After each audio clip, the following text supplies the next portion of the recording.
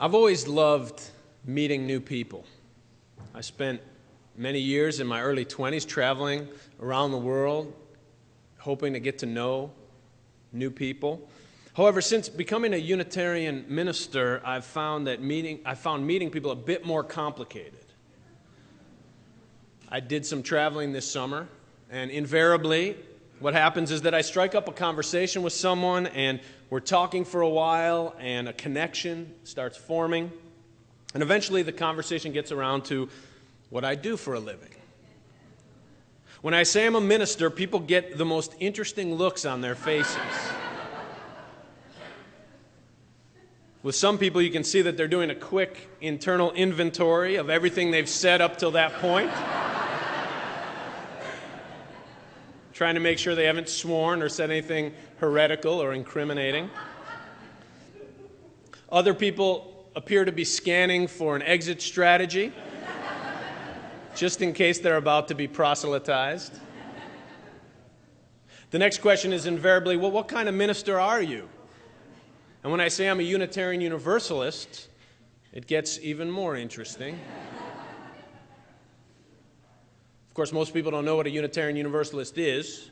As you've probably discovered, it's not that easy to explain. I always try to find out a little bit about the background of the person I'm talking to, their religious background and ideas. I find that knowing this helps me to shape my answer in a way that is most constructive and helpful to the person. For example, if I'm talking to someone who's Catholic, one of the questions that they often ask me is if a Unitarian minister can get married. And if a person's a Buddhist, I know that they'll be interested to learn that there are people in our church, quite a few people in our church, who study and practice Buddhism and meditation.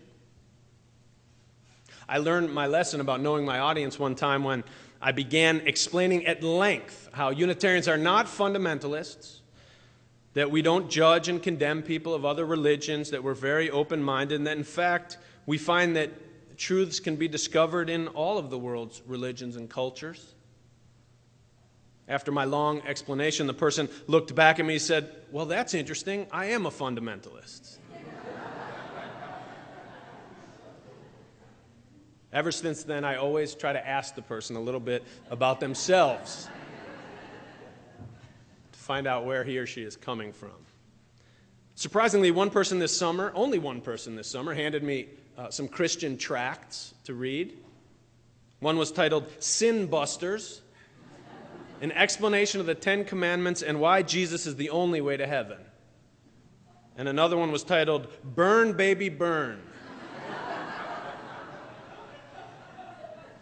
how Jesus can save you from the fire of hell. I eventually asked the woman how she knows that Jesus is the only way to heaven. She said it was in the Bible. I asked if she'd read any other religion's scriptures, and she said no, she didn't need to, since the Bible is the true Word of God. I asked, what if she had been born in a Muslim or a Hindu country and was raised to believe that the Quran or the Bhagavad Gita was the one and only true Word of God? How would that be any different? She said she would probably be lost and confused. And I asked how she could know this if she'd never studied the Quran or the Gita. And as you can imagine, the conversation went downhill from there.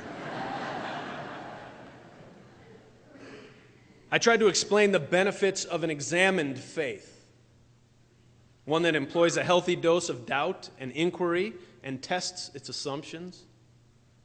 I explained what theologian James Luther Adams said, that an unexamined faith can only be true by accident. But my logic was mostly lost on her.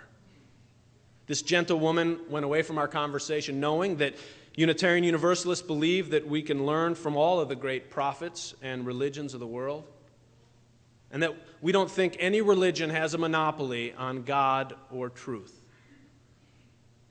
She said she'd pray for me, and I told her that I would gladly do the same for her.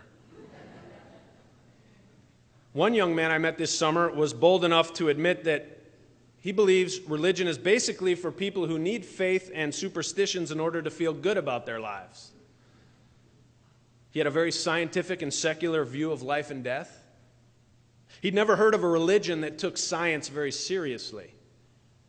And so he was interested in hearing about Unitarian Universalism.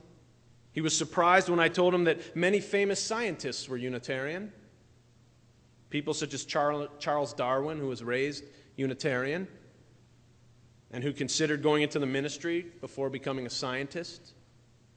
People like Linus Pauling, the Nobel Prize winner in chemistry and peace, and Alexander Graham Bell. Also Joseph Priestley, who discovered oxygen and who later became a Unitarian minister who had a church in Philadelphia and who regularly found Thomas Jefferson in his congregation during the formative years of this nation. Of course, once I mentioned Thomas Jefferson attending a Unitarian church, I had to mention some of the United States presidents who were Unitarian, like John Adams, and John Quincy Adams, and William Howard Taft, and Millard Fillmore. Like many people, he was surprised to learn that so many United States presidents were Unitarians.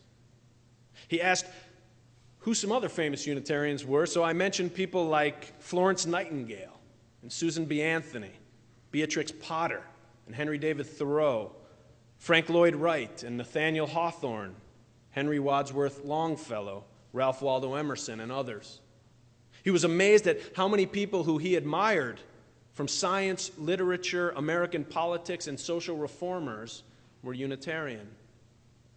Our conversation centered mostly around the fact that at a Unitarian church like ours, it's not focused on trying to get everyone to believe the same thing, but rather encourages people to think for themselves. In our churches, I explained, people like to discuss and debate ideas and beliefs. And that as a minister, I was not preaching doctrine from the pulpit that everyone was supposed to agree with or believe, but rather I offer inspiration and knowledge and stories to assist the congregation on a journey of faith and understanding, on our ongoing journey to learn how to love. I explain that what's important to us is not so much what people say they believe, but rather how they act and how they treat other people and the world around them. I told him that, to me, prayer does not change God. It changes the person praying. And that coming to church for an hour on Sunday is not what makes a person religious. Coming to church is merely preparation for religious living. In the end, I think this young man went away from our discussion with a new understanding that one can have a religion that does not ask people to deny scientific truth and that's not based in old superstitions or anti-intellectualism. He learned that there's a religion where even an agnostic like him can come and continue to grow in heart and mind and spirit. I could tell he very much yearned for such a community in his life.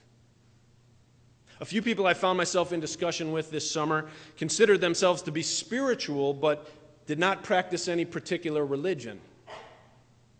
They were very nice and very eager to discuss spiritual matters. These people believed in a higher power, but were not all comfortable using the word God. Each of them, however, subscribed to the idea that everything happens for a reason. In other words, they believe there is a plan for our existence. I greatly appreciated the openness that they had to learning and to discussing important matters, and I found that science seemed to play an important role in their philosophy. Nevertheless, I find it troubling that they think that everything happens for a reason. They explain that they believed all experiences happen so that people can learn something, and so that humanity can progress to a higher consciousness. I asked if that is the reason for the genocide in Darfur and for the killing of Jewish women and children and men in World War II. And they said, yes, everything happens for a reason.